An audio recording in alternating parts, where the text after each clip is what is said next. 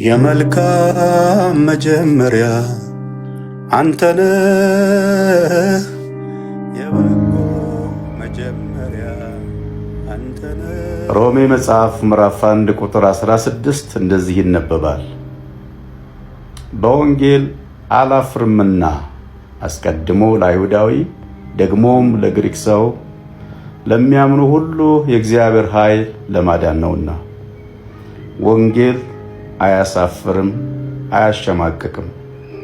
ምክንያቱ ደግሞ የሚያድን ስለሆነ ከዘላለም ፍርድ የሚታደግ ብቸኛው አማራጭ የሌለው ስለሆነ በወንጌል አናፍርም።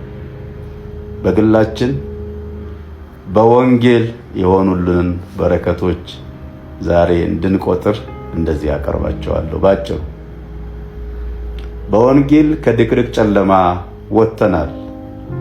በወንጌል ምንም ስም ያልነበረን ስም አግኝተናል። በወንጌል ተራ የነበርን ሰዎች ከብረናል፣ አንቱ ተብለናል። በወንጌል ተድረናል፣ ተኩለናል። በወንጌል ተጠልተናል፣ ተወደናል። በወንጌል በቤተሰቦቻችን ሳይቀር ተገፍተናል። በወንጌል ከቀያችን ተፈናቅለናል፣ ተሰደናል። በወንጌል እንደ ጽዩፍ ተቆጥረናል፣ እንደ ባዕድ ታይተናል። በወንጌል ጥፊና ዱላ የምላስ ጅራፍ አግኝቶናል።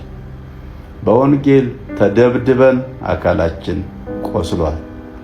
ሆኖም በሁሉ ስለ ሁሉ አምላካችንን እያመሰግንን በፍቅርና በርኅራኄ መመላለስ የክርስትናችን መርህ እንደሆነ በመረዳት ራሳችንን እየጎሸምን በጸጋው እንበረታለን።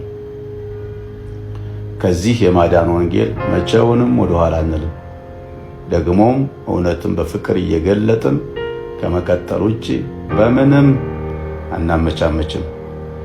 ብሩካን ናችሁ የአገሬ ልጆች። ትላንትና አንድ አጭር የቪዲዮ መልእክትን ባየንበት ሰዓት ያስተላለፍነው የጽሑፍ መልእክት አለ። ምናልባትም ሚዛኑን የጠበቀ ባላንስ ያደረገ ነው ብለን እናምናለን። ሆኖም አንዳንድ ሰዎች በኔጌቲቭ እይታ ስለወሰዱት እንግዲህ እስኪገባቸው ድረስ ሀሳባችን እስኪረዱ ድረስ ምንም ክፉም ደግም ማለት አንችልም። አንዳንዶች የላኩልኝ መልእክት አለ። ፕሮፋይላቸው የወንጌል አማኝ የሆነ ትልልቅ ስም ፕሮፋይል አድርገው ግን በወንድሞች መካከል ጠብንና ቁርሾን ለመዝራት ጽሑፍ በማጋራት እና ሌላ አይነት መስመር፣ ሌላ አይነት ስሜት እንዲኖረው የሚያደርግ አይነት ነገር እያደረጉ እንደሆነ አይተናል። የኛ ሐሳብ ትኩረት እሱ አይደለም።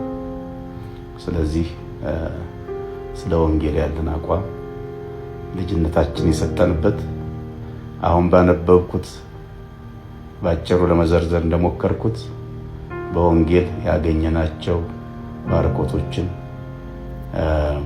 እንዳስተላለፍኩት እንደዛው ነው። ወንጌል ለኛ ሁሉ ነገራችን ነው። ወዳችኋለሁ።